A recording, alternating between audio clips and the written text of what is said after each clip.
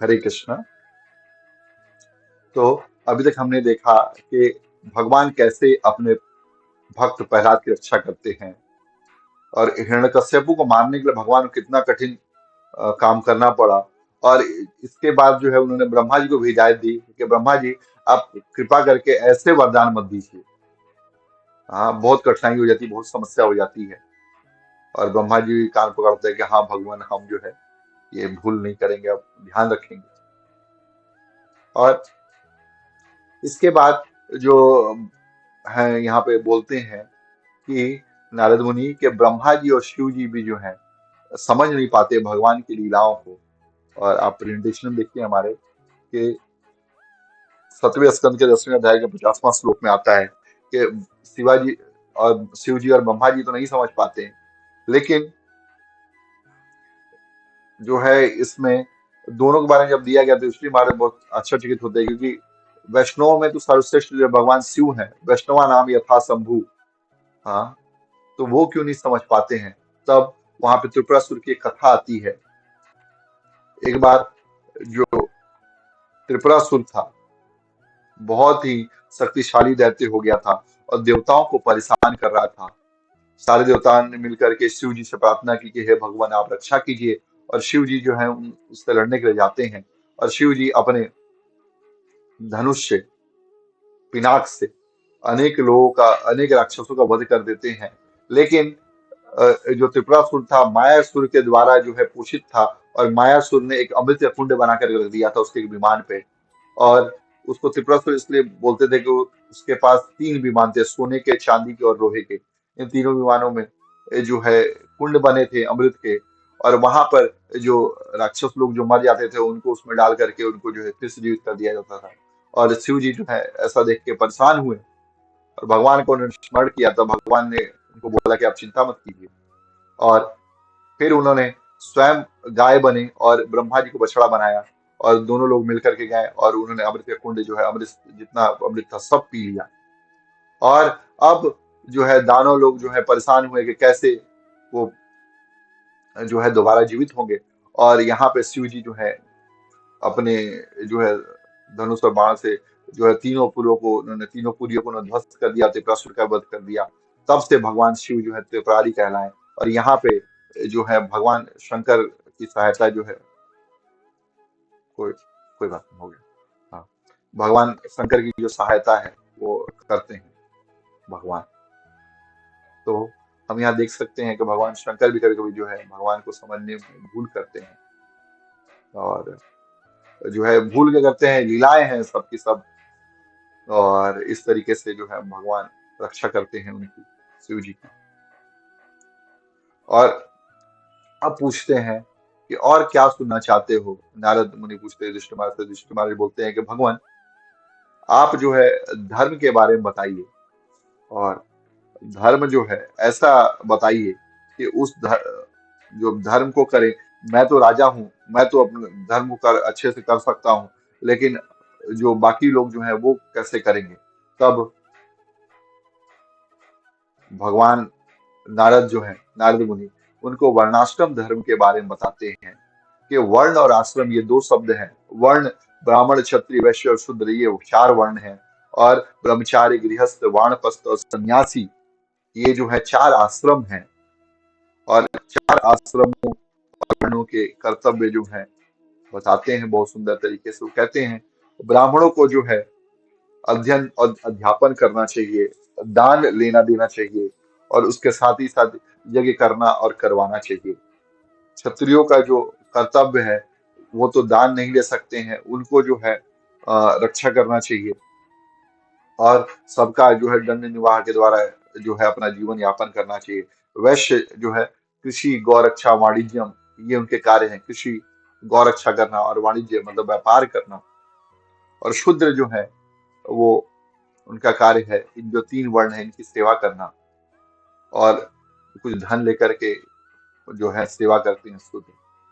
और आपत्ति काल में सब जो है दूसरे की वृत्तियां जो है स्वीकार कर सकते हैं, लेकिन आपत्ति काल के लिए है। और आपत्ति काल ना हो तो दूसरे की वृत्ति स्वीकार ना करे। जैसे अर्जुन जो है सब छोड़ छाड़ के, युद्ध छोड़ के ब्राह्मण बनना चाहते थे, सन्यासी बनना चाहते थे, लेकिन भगवान कृष्ण ने उनको मना किया, क्योंकि तुम्हारी वृत्ति जो है सन्यासियों वाली नहीं है, ब्राह्मणों वाली नहीं है। कुछ तुम कोई बोल देगा तो तुम जो है क्रोधित होकर तो उसका वध कर दोगे, तो ये ब्राह्मण का स्वभाव नहीं है, ब्रह्म कर्म स्वभाव नहीं है, इसलिए तुम इसको मत त्याग करो और जो तुम्हारा वृत्ति है उसके अनुसार ही आचरण करो। फिर उन्होंने जो है स्त्री धर्म के बारे में बताया। कई बार स्त्रियों को जो है अपने धर्म के विषय में जो है डाउट होता है कि हमको क्या करना चाहिए, क्या नहीं करना चाहिए। तब वहां पे नारद मुनि बताते हैं कि स्त्रियों का स्वभाव जो है पतिव्रत धर्म का पालन करें, हमेशा प्रसन्न रहने वाली हो, कभी जो है बिना बात के लड़ाई झगड़ा ना करें, विनयी हो, संतोषी हो, मन में संतोष होना चाहिए, कार्य में चतुर हो और धर्मज्ञ हो, धर्म को जानने वाली हो स्त्रियां, और जो पति पतित ना हो उस पति का संग करने वाली स्त्रियां हो। हाँ, तो दुष्टि महाराज बोलते हैं कि हे भगवान, मैं तो गृहासक्त हूँ और मैं तो पतित हूँ, मैं कैसे इसको पा सकता हूँ? मेरे जैसा गृहासक्त भक्त भी जो गृह कार्यों में लगा हुआ है वो कैसे प्राप्त कर पाएगा? कई बार हम लोग के मन में ये प्रश्न आता है कि हम लोग तो भक्ति कर रहे हैं, हम लोग अपने घर गृहस्थी कार्यों में फंसे हुए, लेकिन हम लोग कैसे प्राप्त कर पाएंगे? ये बहुत जानने योग्य बात है। तब नारद मुनि वहां पे कहते हैं कि आप जो है अपने सारे कर्मों को भगवान को समर्पित कर दीजिए। हाँ, संतों की सेवा कीजिए, आपके घर में जो आते हैं, भगवान की कथा श्रवण कीजिए, भाव कथा करवाइए, और सत्संग कीजिए, संतों का संग कीजिए, उनकी सेवा कीजिए, और इससे आपको सद्बुद्धि प्राप्त होगी और भगवान की भक्ति भी प्राप्त होगी और मोक्ष की भी प्राप्ति होगी इससे। हाँ, और हर तरीके से जो है संतुष्ट रहें, तृष्णा जो है आपके मन को छू भी ना सके, और मांसाहार का सेवन से बचे, ना खुद खाएं ना पितरों को भी खिलाएं। इस तरीके से जो है आप जो है गृहस्थ आश्रम का पालन करें, और अधर्म जो है उससे आप बचे। अधर्म की जो है 5 शाखाएं हैं। पहली शाखा विधर्म, जिस कार्य को धर्म बुद्धि से करने पर भी अपने धर्म में बाधा हो उसको विधर्म बोलते हैं। अगर कोई कार्य जो है हम कर रहे हैं और उस कार्य को करने के बाद भी धर्म बुद्धि से अगर हमारा जो वास्तविक धर्म है उसमें अगर बाधा होती है, तो वो जो धर्म है वो विधर्म है। जैसे कि भगवान की भक्ति हम बहुत अच्छे से कर रहे हैं, पूजा कर रहे हैं, लेकिन अगर अभी स्थिति, अगर एक जो सोल्जर है भगवान की भक्ति रोज करता है, सैनिक करता है, लेकिन अभी युद्ध का समय है, युद्ध लड़ने जाना है, तो उस समय जरूरी नहीं कि भगवान को दिया बत्ती दिखाए, भगवान को प्रणाम करके भी वो जा सकता है। वो हमको धर्म लग रहा है, लेकिन वो धर्म नहीं, विधर्म है एक्चुअल में। दूसरा है पर धर्म। भगवान बोलते हैं स्वधर्मो निर्धनम श्रेय पर धर्मो भयावह। दूसरे का धर्म जो है परफेक्शन के साथ करने से अच्छा है अपने धर्म को जो है विगुण, गुण नहीं है तो भी करते रहना। और पर धर्म, जैसे अगर कोई ब्राह्मण है उसको क्षत्रिय धर्म करना है, अगर वो ठीक से नहीं कर पा रहा है और बहुत अच्छा कर पा रहा है क्षत्रिय, फिर भी उसको प्रयास करना चाहिए कि वो अपने धर्म का ही पालन करे, और आपातकाल की स्थिति अगर हो तो उसमें वो कर सकता है। और आभास, कई बार हम धर्म, हम हमको लगता है कि ये धर्म है, लेकिन धर्म नहीं होता। जैसे कई बार हम गरीबों को जो है कुछ रुपया पैसा दे देते हैं, और रुपया पैसा देने के बाद वही व्यक्ति जाता है, उसका शराब शराब पीता है, सिगरेट पीता है, चीलम गांजा फूक के पीता है, तो उसका जो है हमको अपराध लगता है। हम सोचते हैं कि आभास ये धर्म है, लेकिन वो धर्म नहीं होता।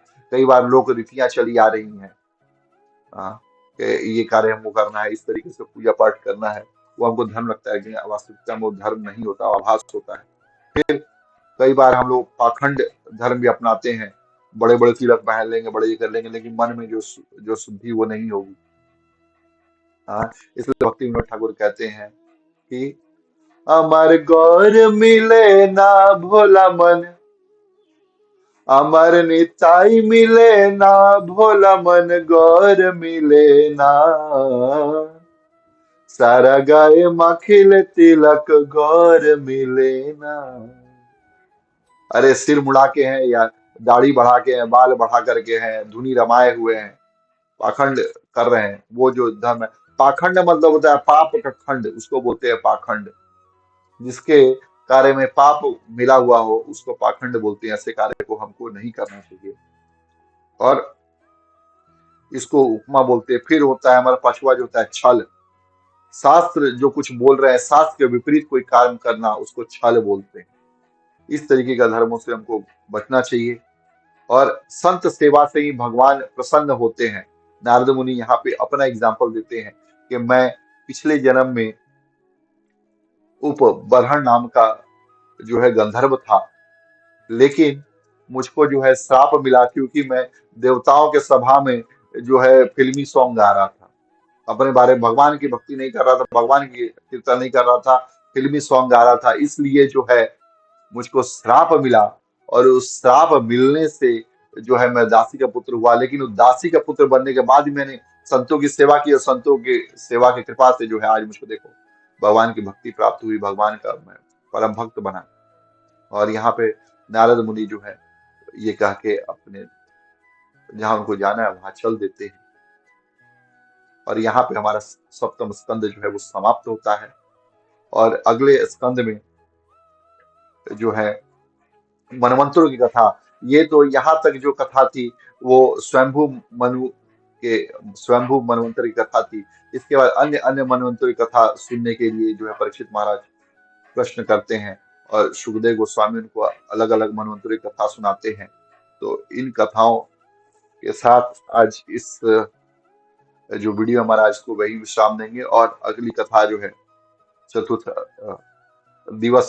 चतुर्थ दिवस का है 8वें स्कंद की कथा, वो उसको जो है हम लोग नेक्स्ट वीडियो में देखेंगे। तब तक के लिए ग्रंथराज श्रीमद् भागवतम की जय, श्रील प्रभुपाद की जय, निताई गौर सीतानाथ प्रेमानंदे, हरि हरि बोल, हरे कृष्णा।